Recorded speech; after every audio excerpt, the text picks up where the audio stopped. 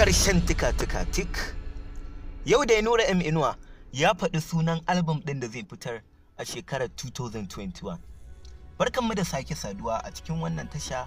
Idan ka kasance bako ka danna mana subscribe domin samun labarai da ɗumi su. Nuraminuwa kamar yadda muka sani a kwanakin baya ko in ce a shekarar baya bai fitar da album na 2020 ba saboda wasu dalilai.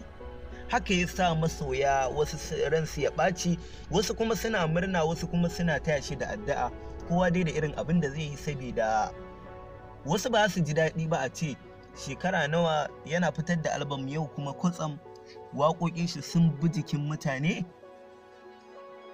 a ce kuma bai fitar ba. To bayan wannan lokacin ne mutane kowa dai ya yi shiru, ya yi haƙuri.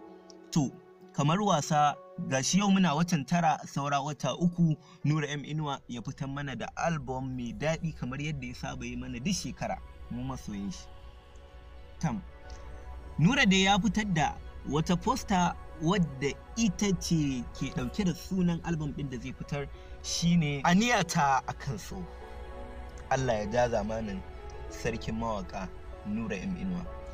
Idan kun ji daɗin wannan bidiyon da kuma wannan albishir din da ne muku, ina roƙonku ku danna subscribe daga ƙasa, za ku ga wani wuri an sa subscribe, ku danna shi. Subscribe free ne, ba ko sisi, kyauta ake subscribing. Shi amfanin subscribing shine duk shirin da muka ɗora za ka same shi cikin sauƙi.